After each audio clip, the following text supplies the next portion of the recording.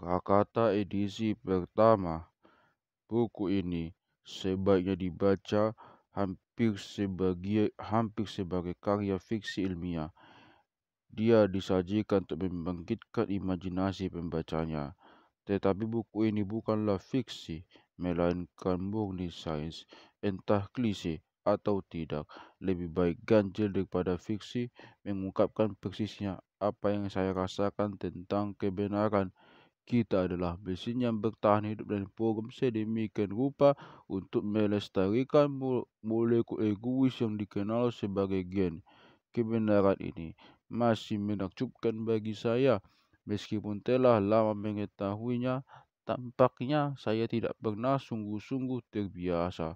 Salah satu harapan saya adalah berhasil membuat orang-orang lain ikut takjub. Saya membayangkan 3 jenis pembaca yang selalu ikut mengawasi di belakang saya saat saya menulis.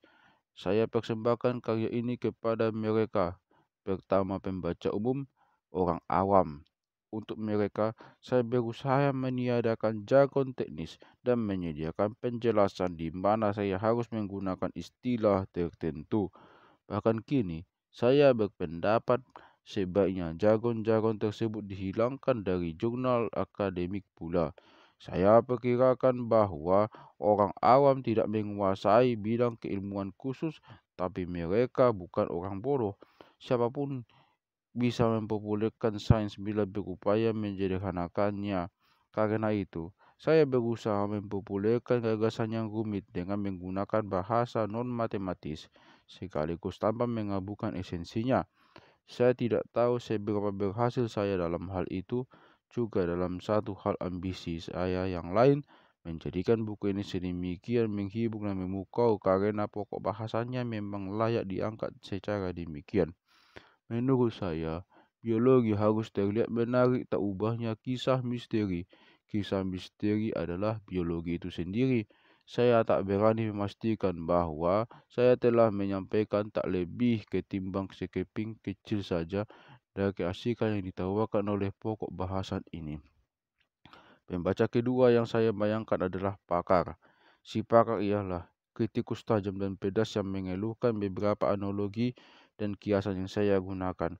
Kata-kata favoritnya adalah dengan pengecualian, tapi di sisi lain dan saya mendengarkan dia dengan penuh perhatian dan bahwa menulis ulang satu bab sepenuhnya berdasarkan kritikannya, tetapi tetap saja akhirnya saya mesti menuliskan kisah saya dengan cara saya sendiri. Dan sang pakar tetap tak akan betul-betul puas dengan cara saya menempatkan segala sesuatu. Namun harapan terbesar saya adalah bahwa dia pun akan dapat menemukan sesuatu yang baru di sini. Mungkin cara baru dalam memandang gagasan-gagasan yang telah akrab. Mungkin bahkan rangsangan bagi gagasan-gagasan barunya sendiri.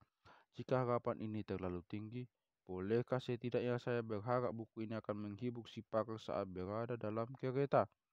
Jenis pembaca ketiga yang ada dalam benak saya adalah mahasiswa yang tengah beralih dari awam menjadi pakar.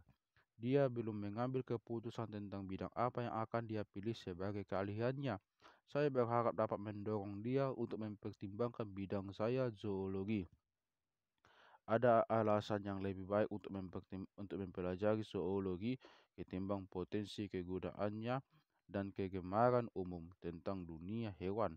Alasan ini adalah bahwa kita, hewan, adalah mesin paling rumit dan sempurna rancangannya di alam semesta yang kita ketahui. Kalau dikatakan seperti itu, suka membayangkan mengapa orang-orang malah belajar hal lain.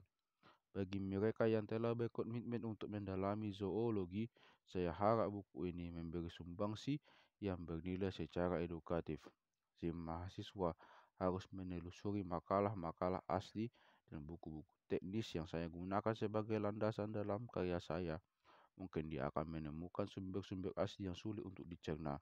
Semoga tafsir non-matematis saya dapat membantu sebagai pengantar dan penghubung. Jelas ada bahaya yang muncul saat saya berusaha memikat 3 jenis membaca. Saya hanya bisa mengatakan bahwa Saya sangat menyadari bahwa ada bahaya tersebut, tapi tampaknya itu tak sampai mengalahkan manfaat upaya saya demi ketiga jenis membaca yang ada. Saya adalah seorang ahli etologi dan buku ini berisi tentang perilaku hewan. Bahwa saya berhutang kepada tradisi etologi yang menempa saya, hal itu sudah jelas. Secara khusus, Bergen pasti tidak menyadari sejauh mana pengaruhnya pada saya selama 12 tahun bekerja di bawah bimbingannya di Oxford. Ungkapan mesin kelestarian survival mesin, meski bukan berasal dari dirinya, pantas kalau berasal dari dirinya. Namun belakangan ini, etologi disegarkan oleh inovasi, gagasan segar dan sumber-sumber yang biasanya tidak dianggap etologis.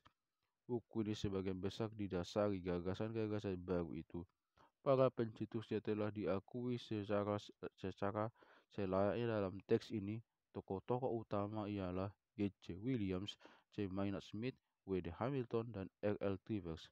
Beberapa orang menyarankan judul yang kemudian sembari mengucapkan terima kasih kepada mereka, saya gunakan judul bab. John Krebs mengusulkan gulungan kekal Immortal Coils, Desmond Morris Mesin Gen, Tim Cloton Brock, dan Jane Dawkins secara terpisah Pertalian Gen, dan teriring permohonan maaf kepada Stephen Porter. Pembaca khayalan bisa saja berguna sebagai sasaran harapan dan aspirasi yang luhur, tapi tentu dia kalah praktis dibanding membaca dan kritikus betulan. Saya kecanduan merevisi, dan saya menyodori Marian Dawkins draft demi draft halaman yang ditulis ulang. Tak terhitung jumlahnya, pengetahuan tentang kepustakaan biologi, dan pemahamannya tentang isu-isu teoritis, serta dorongannya yang tanpa henti dan dukungan moralnya sangatlah penting bagi saya. John Krebs juga membaca seluruh draft buku. Dia tahu dia tahu lebih banyak tentang pokok bahasan ini daripada saya dan tulus secara murah hati dalam memberikan nasihat dan saran. Glennis Thompson dan Walter Bodmer mengkritik pembahasan saya tentang topik-topik genetika secara ramah namun tegas.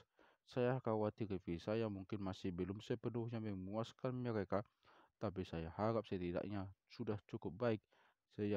Saya sangat berterima kasih atas waktu dan kesabaran mereka.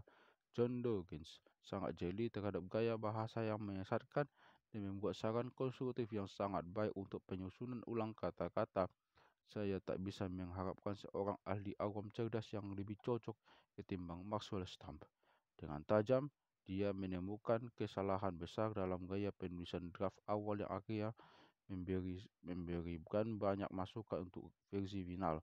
Orang-orang lain yang secara konstruktif mengkritik bab tertentu untuk memberi saran menurut kepakaran mereka ialah John Maynard Smith, Desmond Morris, Thomas Laird, Nick Bluton-Jones, Sarah Kettlewell, Nick Humphrey, Tim Cloton Brock, Louis Johnson, Christopher Graham, Geoff Parker, dan Robert Rivers.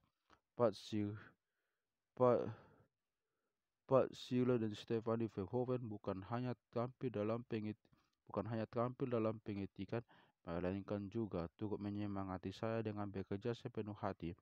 Akhirnya saya ingin berterima kasih kepada Michael Rogers dari Oxford University Press yang bukan hanya membantu dengan kritikan, melainkan juga bekerja jauh melampaui kewajibannya dalam mengawasi seluruh aspek produksi ini. Richard Dawkins, 1976.